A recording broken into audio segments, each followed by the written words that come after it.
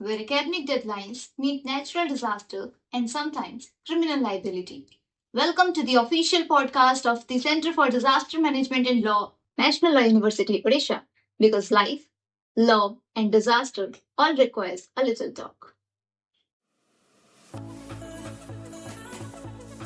This is the second episode of Crisis Chats, Disasters on Trial, a Criminal Law Perspective. I am Aarti Bagri, your host, and this is a space where natural disasters meet legal scrutiny and where we ask when failures become liability.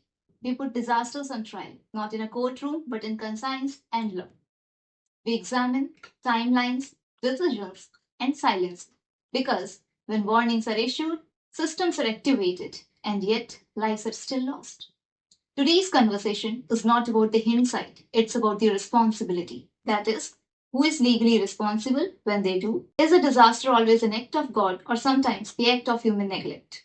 Our guest today has examined this question not just in law of books, but across decades in real governance. Welcoming today Dr. Satyajit Mohanty, retired IPS and the Director General of Police Odisha.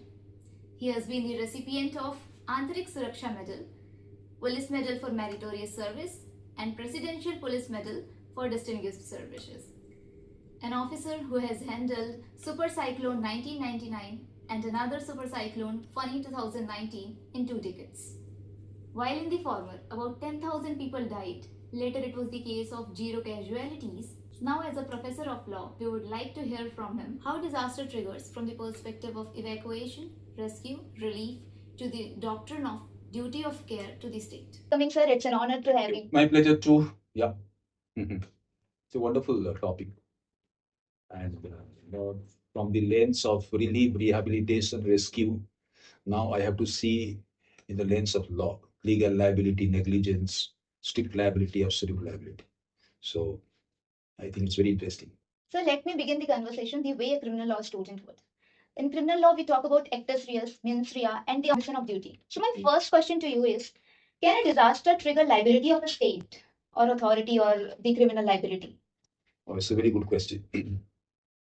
See, I'll put it in this way. Disaster is what? I mean, some event which disrupts the event tempo of normal life, and for which the community is not prepared to tackle.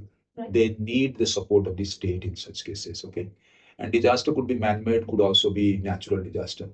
So when we discuss about the criminal negligence and all these things, in many of the man-made disaster, yes, immediately the normal law of the land, the criminal law, and all these things can be evoked.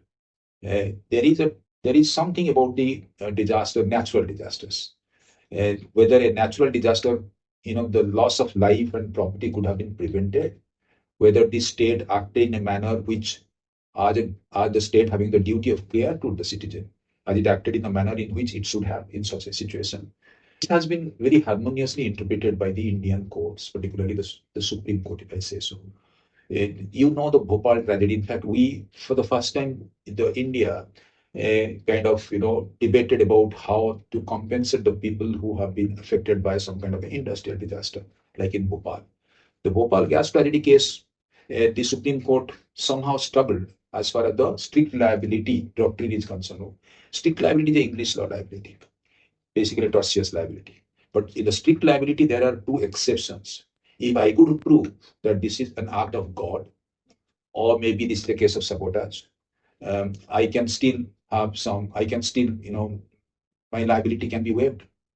Right. So this is what happened in Bhopal gas tragedy. So the Supreme Court was looking for an opportunity where they can reinterpret the law. It came after 2 years in this oleum gas. Yes, that is MC Mehta versus Union of India in 1987. In MC Mehta Union, the Supreme Court now did not go by the strict liability. Now the Supreme Court is absolute liability of the state or the authority. And no exception to act of God, etc. So from the strict liability, we now move to the absolute liability of the state. Then there are some more things also. Meanwhile, it has shaped the liability of the state, the duty of care and all those things, negligence part, etc. That is one. Is another important aspect I would like to mention here is about the doctrine of sovereign immunity. That means the state cannot be sued for any sovereign act. Sovereign act, normally we think, policing, maybe defense, etc. Fine, that's okay. But the fact that the state never wanted to give any compensation for a custodial death at some point of time was challenged. And in Nilavati case, what happened? In Nilavati case, they said, the doctrine of sovereign immunity is not applicable where the fundamental right of an individual is violated. So the state must compensate. So the doctrine of sovereign immunity was debombed also at one point of time. This is in the 80s and 90s. Now comes Upahar in Delhi tragedy. That's also a man-made, we can say, fair tragedy. Cinema hall, 47 people died. So there is also some statutory duty by certain authorities, like the Delhi Vidyut Board, the Delhi Municipal Corporation. They have some duty towards the safety measures, etc. So the court now interprets that those authorities, statutory authorities, can be held responsible if there is a negligence criminally, the negligence on that part. So this is how the law moves. In very recent case, Swaraj Abhiyan versus Union of India, the Supreme Court says that drought is also a natural calamity, natural disaster. The state must provide enough job to the people who are suffering because of the drought, because they have a right to live. So Article 21 again very harmoniously interpreted in case of Swaraj Abhiyan versus Union of India. So if you see in the last 20-25 years, from the restriction of strict liability, as far as act of God is concerned and all these things, force majeure they call it. From that limitation, it has come to absolute liability. It has come to constitutional tort also in case of this thing. The responsibility of statutory authority, criminal negligence in Mubahar case, and a drought now being declared as a disaster in which the state has a duty towards the citizens, the duty of care. So this is how it is. We discussed three cases. The first is the Neelavati Behra case, the Upahar case, and the third one was the Swaraj Abhiyan case. Yeah. So this is how the doctrine has moved in the last 3-4 decades. That means your question about how the criminal liability can be triggered, or the state, the doctrine of duty of care can be triggered, or for that matter, can there be some kind of a criminal negligence on the part of the state or authority? Yes. Today, the law is such. The state is responsible, the authorities are responsible, the statutory bodies are responsible for the safety, security of the people when there is an impending disaster. It could be man-made, it could be natural disaster. There's no safety warning. They skip inspections, delay evacuation. Thus, the inaction itself can attract the criminal liability. Any inaction, if it is proved that it's a criminal negligence, there's Upahar cinema. This is an example of Upahar cinema. Upahar cinema, what happened? The transformer was in such a place, and the proper transformer was not provided. One. The second was the exit, etc., which should have been given by the Delhi Municipal Corporation was not proper. So here there is negligence on part of the Delhi Vidyut Board as well as the Municipal Corporation of Delhi. So the court held them liable, Ansals and all, the owner of the cinema house, as well as the Delhi Vidyut Board also was held responsible in those cases. That means statutory authority for negligence of statutory duty can be held responsible by the courts. So right now we discussed about negligence. So would it be fair if we say disasters are often not sudden events, but final outcome of the accommodated negligence? Yeah. So when you say accumulation of negligence and all these things, I agree in cases where this is man-made. So you have to distinguish between two, between the natural disaster as well as the man-made disaster. Natural disaster nowadays, there is some kind of a wording, but that is something which is actually, it cannot be stopped. We can only mitigate it. The loss can be mitigated. The loss can be minimized. But in a case of disaster, of industrial disaster particularly, mostly man-made disaster, this could be, as you say, that should be, the accumulated negligence is one of the reasons for such type of disasters, and in which the liability of the authority is more, maybe of the state is also more. In case of natural disaster, we still can hold the state liable, but that liability has to now develop, like this we are discussing about the absolute liability of the state. So this doctrine of absolute liability in case of a natural disaster is not yet fully developed in Indian context. The state is still providing everything. State is providing the succor to the people. State thinks it's a duty of the state, but it has to be raised to that duty of care and some kind of a legal obligation on the state to care the citizens in such situation, natural disaster, and how far they have done it, and where if there is a negligence, of course, the code and other things are there. But this doctrine has to develop. It's yet to develop fully in Indian context. But as far as man-made and your case, in your question, yes. Indian criminal law is inadequate when it comes to disasters. There are two things. The Indian law, if you say there is a negligence also in the law that, if the death caused due to negligence, etc., the law can take care of that. And mostly in case of man-made disaster, the evidences are there. There is a negligence, accumulated negligence, as you said. But in case of natural disaster, um, there is a Disaster Management Act. So the act has few penal sections, but they are now related to misappropriation of relief, not going to duty, obstruction of people who are uh, on duty for disaster management, etc. So the law is more towards facilitating the relief rescue operation. The law is not geared towards making the state liable as far as the natural disaster is concerned. So we can only go to a constitutional court on the basis of some writ or directive. Probably some compensation can be given, as we discussed in case of MC Mehta case, as we discussed in case of Upahar Cinema case. So in those cases, the court has to intervene for some kind of a constitutional tort, we call it. Like in case of liability, state negligence or violation of rights, then the court can step in. So if you ask me overall, the criminal law, yes, the criminal law is as such, it can take care of certain aspects of negligence, but not all negligences, particularly in natural disaster, huge natural disasters. So the perspective you added completely changes how we see the disaster. So it is handling of disaster, duty of care by the state, and in the lack of which can state and its authority be criminally liable? See, this duty of care doctrine also has been developed by the courts. We do not have anywhere mention about the duty of care. Though in our relief codes, in our policy, disaster management policy, many states, they have, this duty of care aspect. What is the duty of care? Duty of care is, the state has a duty of care towards the citizens in such situation, because the community cannot handle the crisis single-handedly. So then the state has a duty of care.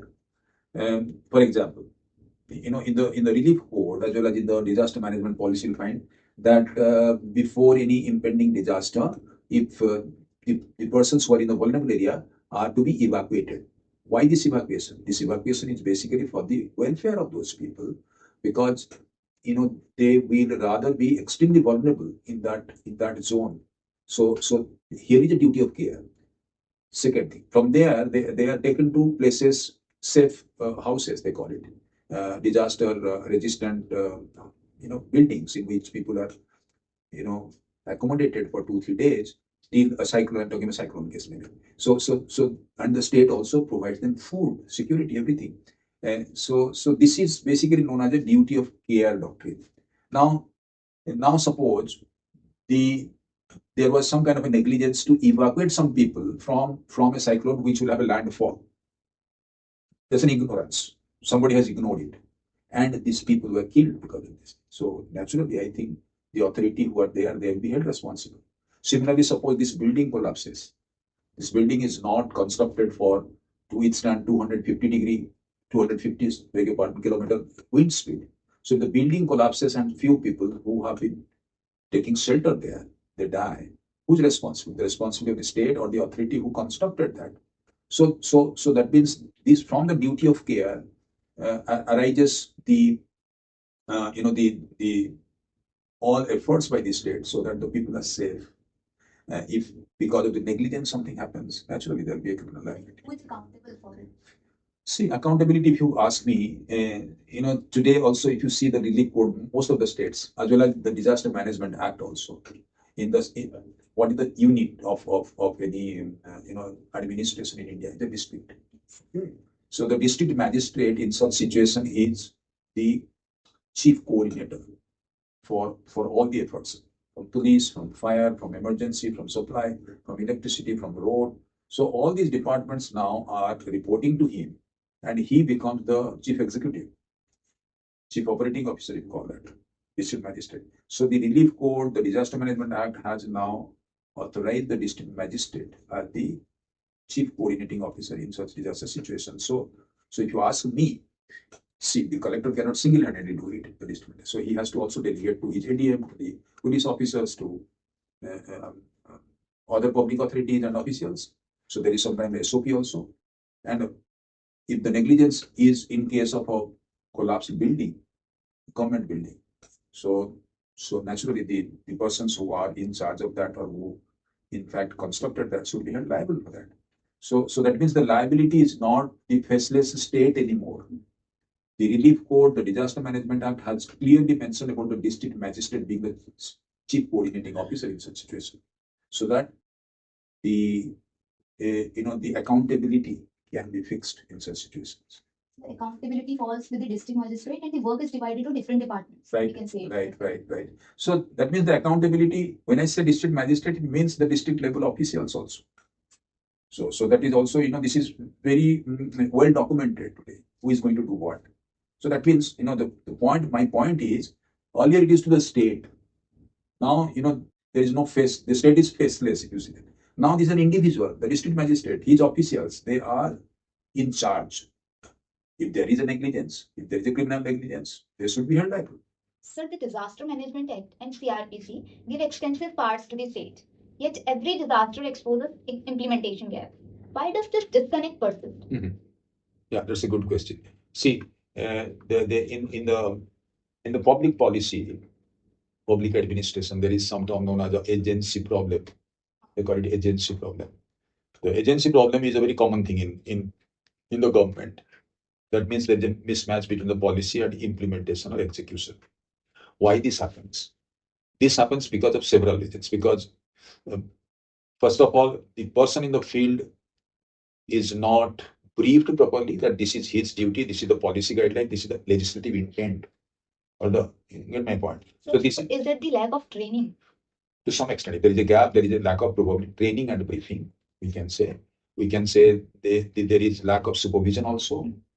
So these are typical management issues.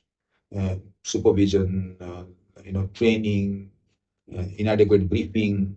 So because of this agency problem, this gap exists in the field.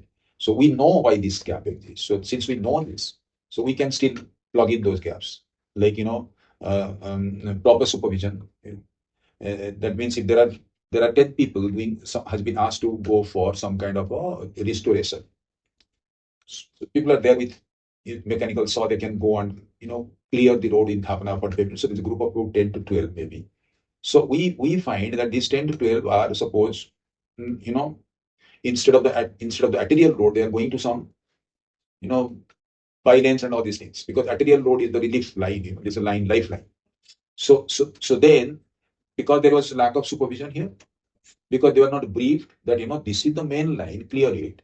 Then you go to the lanes and by-lanes. So don't you think it would be affecting the decision making as well? Because if there is lack of training, there is mismanagement, there are chances it would be affecting this decision making. This decision making not being implemented is the gap. That is the agency problem. The decision I took as in charge, if it is not implemented in the field, is the gap. Why this gap? Because I told the reason. And also I tell that this is not impossible to plug in these gaps. Quite possible that these gaps we can plug in also, and the decision and the implementation do not mismatch. This can be ensured. Sir, Section 144 CRPC is almost reflexively imposed during disaster. So what stands for the purpose, the control of the public movement or information? Both, depending on the situation. See, if it is a cyclone, suppose and it's going to be a severe cyclone, extremely severe cyclone storm. The wind speed could go beyond 250. Naturally, we would not like the people to go out and risk their lives. So we can impose for the welfare of the people.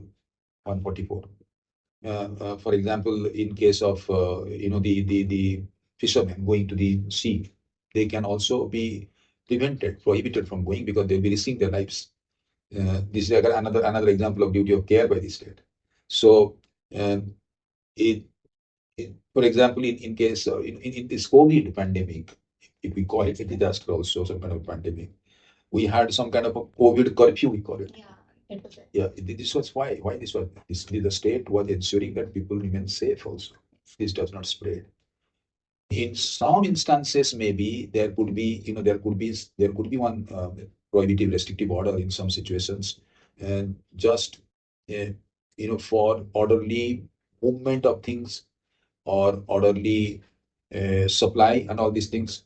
So I'll give one example. So in the super cyclone 99, the situation was extremely bad, and there was no electricity, no water supply. So people have to be provided water, food, everything, relief materials. So suppose the relief is going to X, which is the farthest point. People in between are also affected. They will not allow this relief vehicle to go to point X. In between, it can be looted. Now you have to ensure some kind of a restriction of movement of the people on the road, so that you can actually take and supply to the people who are also equally hungry.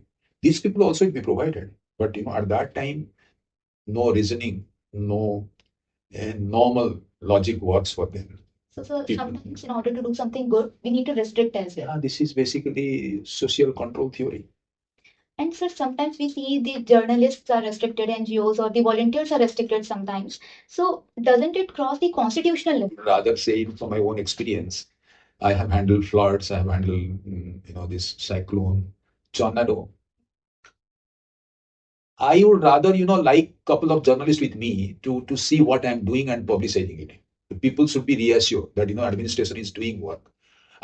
You won't believe, I have taken journalists on the power boat in the flood affected area to show them that this is how we are going rescuing people and supplying relief, so that they give it in the media and people know, people feel reassured. I have not seen in a disaster thing, I mean, through my experience, journalists being restricted and not to report. Rather, journalists, my own experience, I take them with me to see that this is what we are doing, and we're doing our best. There is some kind of, there is a mismatch between the expectation of the public and what I'm delivering. But even then, you come and see. So probably accessing the journalist to what you do is in a way, in the ultimately will benefit the administration or both people also, because the people could realize that yes, the administration is doing something for their benefit. And restriction, yeah, personally, I don't think it should be there. It depends on the situation. It depends on the situation. To my knowledge, several disasters I've handled, but we have never restricted the journalists. The coastal disasters often involve fishing communities refusing evacuation due to livelihood concerns. Can police legally compel evacuation? More importantly, should they? Yeah, this is a very good question. Evacuation is one of the first things the district administration does for safety of the people. Coastal area, suppose there will be landfall by the cyclone, about 50, 60 kilometers radius, and people will be affected. There are about 300,000 people or 200,000 people residing in that area, so they are to be evacuated for safety, to safe place first of all. Now, question is whether we suppose somebody says no, I'll not go because my properties are here, it's going to be destroyed, etc. So even then they are to be for the safety of their lives. What is legally, if you interpret it, the legal interpretation is here the the doctrine of duty of care of the state overrides the the personal dissent of the people, or personal liberty for that matter. He has a liberty to stay. He has a liberty to dissent also. Duty of care has more edge than Duty of care here of the state has overriding effect on such cases. So even if somebody refuses, and it is not his personal liberty which is violated, it is his life now which is at danger, which is at risk. So the state is concerned about his life, not about his staying at a particular place.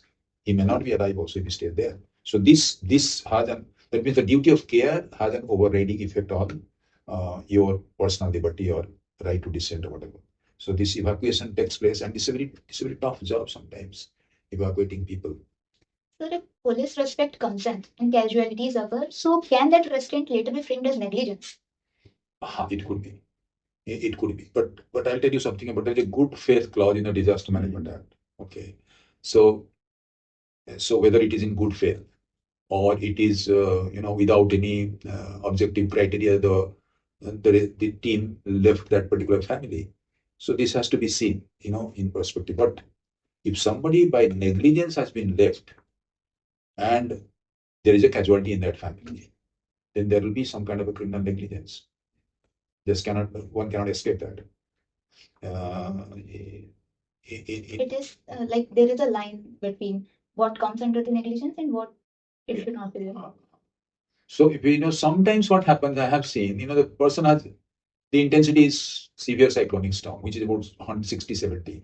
Person has a reasonably good house which can withstand this. They do not want to go. They say that we can take care of because this house can resist this. Because he'll also give an example. 5 years back, a similar cyclone happened. We also stayed here. So please allow us. We can also take some of the neighbors who can be in our house because this is a strong house. It withstood the last cyclone. So, in similar situation, in good faith, probably, they did not evacuate them. And now something happens. This, and, so this good faith defense may be taken by them. May be taken. So where should policing draw the ethical line between this enforcement and empathy? Oh, yes, that's a very good question. So I have seen, see, people normally agree that we will vacate, but what they want is a better place to stay, a place where they can stay like a human being. They should not be herded like cattle in some building. There'll be an old woman or an old man who would like some kind of a special care. Normally the buses are requisitioned, they are huddled together, put to a school in some urban area, then there is no electricity. So, so there'll be we have seen old persons not able to walk from the home till this, vehicle where they'll be picked up and taken to a safe place. So naturally, our people will be there, lifting that person or, something like that. So these are very moving, live examples I have seen in such situations. So empathy is always required. Any enforcement, if it is less with empathy, is nothing like that. So it could be enforcement with empathy, though they are the words. There is distinction between the words. Enforcement with empathy. Yes. Throughout our discussion, we came to know that police are the first one who responds long before the NDRF or the SDRF arrives. So are they adequately trained, equipped, and protected for disaster response? So if I give example of this state, Odisha, which is a disaster-prone state, police, yes, police can be engaged for evacuation. Police can be engaged for law and order maintenance, relief, distribution, all those things. But what is required is very technical things sometimes. Suppose post-disaster, you have to clearance, restoration, we call it. Restoration job is a very, very technical job. That means you need to have a team which are equipped with modern gadgets. The team as a whole, they go on any kind of obstacle. Trees, concrete, they have all concrete cutters. They have, these powers, so everything. So this is with, as you say, SDRF. The local police does not have. But what is this state has done, why they are doing very well in disaster management, they have about 350 fire stations. Okay. So each fire station is a multi-hazard disaster response center in this state. That means that's a good number. That's a good number. If there are about 20 firemen, they all are trained. They are trained because police has to do so many other things, law and order, night patrolling, people are panicked. So many other things. Crime is also happening. So police, in addition, they have to. So we do not train them for this specialized job, though they respond first, but we do not. But over there, they have power saw, they have concrete cutter, they have boards also in case of flood, power boards and all. So they can fire. The police has some primary duties in evacuation, in guarding, in escorting the relief. That they do. We can say they are the first responders, but the NDRF or the fire, they come after this happens actually. The actual commission happens after. That means they will clear after this happens. So But this is not a very technical thing that we train them. It's any police officer also, for that matter, they can do it. It's part of their job. Keeping the people in a, evacuating, keeping them, giving some kind of a security. All these are part of their. They do it normally. So they are not specially trained, I would say, for the disaster. Yet this is part of their job. But slightly technical. Immediately aftermath of the disaster, we have very specialized team also. Sir, is it just for the Odisha or is it the same in every state?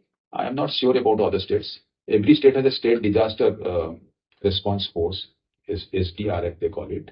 Every state has. But fire station being a multi-hazard disaster response center, this is probably the only state. So we often see junior officers getting into the inquiries. They face inquiries often, while systemic failures go untouched. I won't say systemic failure go untouched. See, who is running the system? First of all, somebody else is running the systems. Let us see a reasonably okay system. If there is a failure, the person who has a duty to run the system at some point, many people combination is running a system. Everybody has a duty distribution. So if there is a negligence, he has to. System is faceless. Yes. So if actually there is a shortcoming in the system, the policy guideline has to change. Okay? So and when we say that we hold somebody accountable for a failure, naturally somebody who is in charge of this system, he has to be. But a flawed system, and it has to be changed system. So see, normally in governance, a flawed system normally does not exist. Maybe the system is not taking care of the present situation. The system has to take care of some other components to make it a robust system so that it takes care of the situation. So there must be some. The system is the systemic failure in the sense, I would say system failed because it has to take care of so many other things which probably the system has not incorporated. But the system is never flawed in a governance system as ours. So even if in that system, which is inadequate system, if there is a failure by an individual, otherwise, the public authorities will not work, public servants will not work if we are not answering or answering their accountability from them.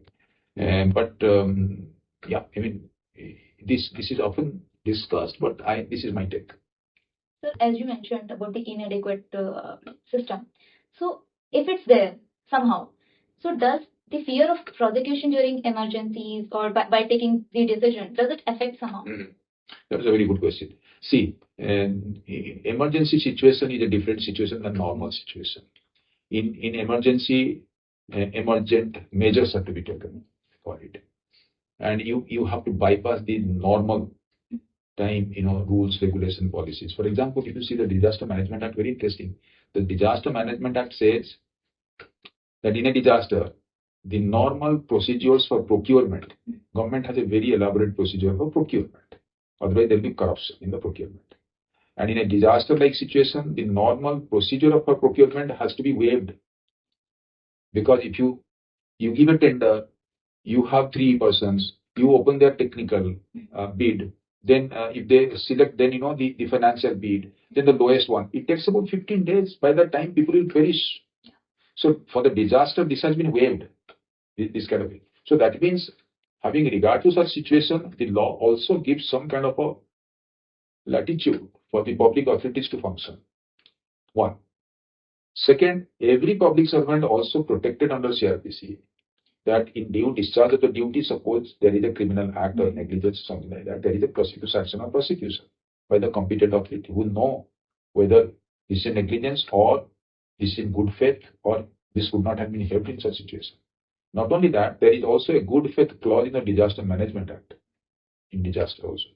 So I think a public servant has been given fair amount of protection under the normal law of the land, procedural law, criminal procedure, PNSS, as well as the Disaster Management Act. So courts often order compensation after every disaster, but criminal prosecutions are rare. So has compensation quietly replaced the criminal accountability in disaster governance? Oh, see, compensation or relief are the state's duty towards the citizens. When we say about this initially I told about this MC Mehta case, this absolute liability of the state in such cases. So this the state must compensate, and compensation is part of the restorative justice also. Now the other aspect is there a criminal negligence? There are several crimes also in course of this disaster that has been taken care by the Disaster Management Act. In fact, the Disaster Management Act has criminalized few things. One of them is the relief has been misappropriated, and there has been negligence in duty, and then misappropriation, obstruction. All these things have been also partly made criminalized in the Disaster Management Act. In addition, also, suppose there is a misappropriation, the BNS takes care of those. There is something known as the PC Act, Prevention of Corruption Act also. Public servants, it's applicable to them. So the provisions of BNS, the provisions of Prevention of Corruption Act, the provisions of Disaster Management Act, or any kind of relief misappropriation by the officials, any negligent duty, any corrupt practice can be taken care of. So CRPC and BNS, that the allegations of corruption and this diversion, selective compensation has been taken care of. no, yeah, I'm putting it into this thing. Initially, this when I say compensation has to be there, whether it is under CRPC or by the court's order or a constitutional tort or the relief code. So compensation has to be given because people have to be compensated by the state. Duty of care again, absolute liability again. This is one aspect. So whether it is replacing the criminal liability, that's the question. I would say no, because criminal liability is another area altogether. This is the state magnanimity. The state has a duty also to provide succor to the people. Criminal negligence can be taken care by the different acts. So I cited the BNS, I cited the Prevention of Corruption Act, and also cited the Disaster Management Act. The Disaster Management Act also has several provisions in which the corrupt public servants can be prosecuted. So this will be a very sweeping statement saying that compensation has replaced the criminal liability. No, criminal liability has its place, compensation has its place, and both are separate. And we cannot say that because of the compensation we are also neglecting or overlooking the criminal negligence. I don't think so. Okay, so we are moving towards the one reform and one failure segment. So, sir, if disasters are actually put on trial in India, what is that one reform that we urgently need? See, we discussed about all this doctrine, how from strict liability to absolute liability, the doctrine of sovereign immunity, then the statutory negligence by the competent authority, how they are in Upar case. This is one area. Basically, states duty towards the citizens, duty of care. The other one, if you ask me, it's a very, very, very pertinent question. I would say some kind of a disaster risk audit should be part of the disaster management. What is the disaster risk audit? Sometimes some policy makers also call it the preemptive criminal audits also. What is this? And suppose there is a safe house in which people could be evacuated and kept there. So now this has to be audited prior to this thing, prior to the disaster. This is a continuous process. Is that house safe to withstand a wind speed of 270? Can the people who are evacuated and sheltered there are safe their lives? So there should be some kind of a disaster risk audit continuously by the state, so that suppose an embankment, there is a flood. This embankment is going to give in and going to flood large number of people. So this embankment should be subject to some kind of a disaster risk audit also. We need not wait for it to break and then give people some kind of a succor and relief. Why can't we prevent it before that? So this is the preemptive disaster risk audit we call it. It can say that it can be taken as a preventive measure beforehand. Preventive measure beforehand. So that we need not have to wait for something to happen and then this is a proactive measure, preemptive measure. In that case, there must be something also. Suppose an officer says that this particular embankment is weak here. And this happened actually during a flood. He should be protected. Otherwise, this person also is a kind of a whistleblower. So there should be some kind of a protection to such persons. in the departments, in the government also. So this is sometimes known as a safe harbor for the officials. Otherwise, the officials also will not say anything. They will see that this is a weakness. So this is one thing I think would also prevent a number of disasters in future, which I would like to be part of the Disaster Management Act of policy. So that's a strong word. Let me ask you something very honestly. Have you ever faced a moment where public anger, the pressure to perform, and administrative delay collided, and where the policing felt almost impossible? Mhm. Yes. Uh, I'll give you one example for this, long back. Again, Super Cyclone 1999. This city, I was the superintendent of police of this city. We never knew about Super Cyclone at that time. The warning was also inadequate. You know what happens in this city? The annual rainfall, the annual rainfall of the city, which is about say 200, 250 SCM. This rainfall happened in 48 hours.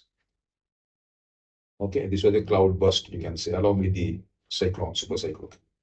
So this city is basically, if you see both sides are rivers, so it has a drainage issue, rainwater, the normal rainwater drainage. So there is a system here in which to protect the city from the flood water, there are gates also, and the rainwater can be discharged during normal time when the gates are open.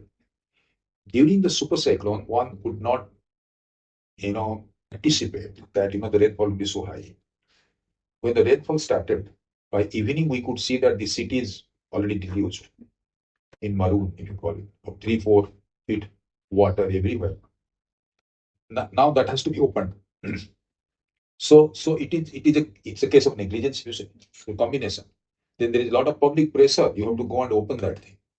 And also there is a delay, administrative delay. This administrative delay, I would say, was not because it was a negligence. The delay was basically nobody could venture out of the house to go and open those gates because venturing out is risking lives also. So this is one example I could. There is a public pressure that open, nobody can. There is a delay now, and also there is a public anger also. But nothing could be done except that when there was a remission of this, when the in the next day morning, when the wind speed was about 150, 60, maybe 100, 120, the staff could go and open that thing. But by that time, the damage has already been done. So situation was worse at that time. Situation was you cannot venture out, you cannot send your staff. Sending staff also is basically equally some kind of a life and death situation. So it was like that. So this was one situation I could say. Otherwise, uh, uh, public anger would be there in case of relief and all these things because it's not reaching them. And there is delay also because of logistics issues. There is also public pressure. I mean, in many cases, we have seen relief distribution also a similar situation we have seen. But this is not exactly, I would say, it's not, one is not paralyzed. We have to overcome this situation, even if it is delayed, etc. So it won't be a situation where the, it's total, some kind of a policing almost felt impossible. No, I would not say that. I would say you have to prioritize things at that time.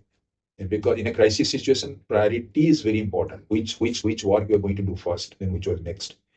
That may not be always to the liking of the public, but that would be public of a certain area maybe. But in the larger public interest, what we are doing was right. It may not be for a particular segment of public.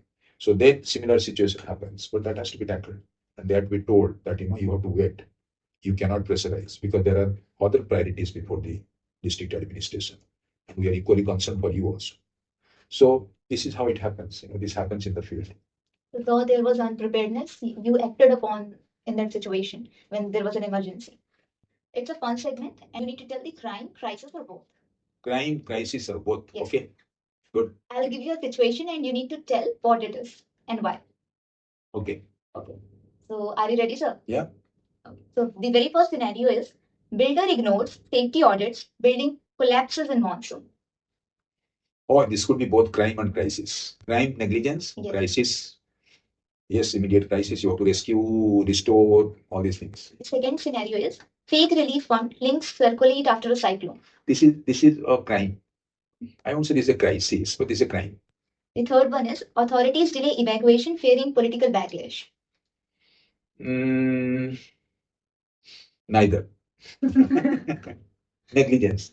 The next one is stampede due to poor crowd plan. This is both crime as well as crisis. Next is social media misinformation causes panic. Social media misinformation. This is a crime under Disaster Management Act. Yes. So I did not have to apply my mind. This is a crime. Next is industry hides safety reports before chemical leak. Oh, this is both a crime as well as crisis. Serious situation. Yeah, Gopal, Oleum, all these things.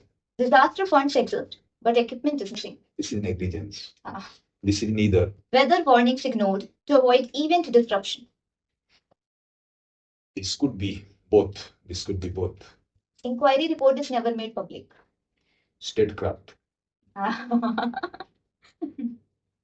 This game proves one thing, that disaster rarely has innocent paperwork. Speak to your younger self, standing on the first day as an officer, as you are now, knowing everything you know now. What is the one thing you would say about handling crisis? Not as a rule book, not as a warning, but as a reassurance. First thing in a crisis, I would say, do not panic. The rule number one. You panic, you tend to do mistake. So the crisis has to be handled with resoluteness, and level-headedness. No panic. Second, I would say, having handled all these things, stay on course. Stay on the course. Third, lead by example in such situations. You cannot delegate too many things. Okay? You cannot run away also. You have to lead by example. And when you lead by example, your men are so motivated. They give you 110%. So that I have seen in the field. So first thing, don't panic. Stay on the course. Carry the team. Lead by example. And one more thing, if you could add, you said that empathy with enforcement. Ethics, empathy with enforcement. It works wonders. It works wonders. So that was incredibly insightful, honest conversation, and something many people need to know. So it was something everyone need to hear, and you put it so good that we would like to hear from you again. Thank you so much. Thank you, sir, for helping us see disaster not as a fate but as a mirror to governance, policing, and law. This was Crisis Chats by the Center for Disaster Management and Law, National Law University Odisha, because life, law, and disaster all requires a little talk.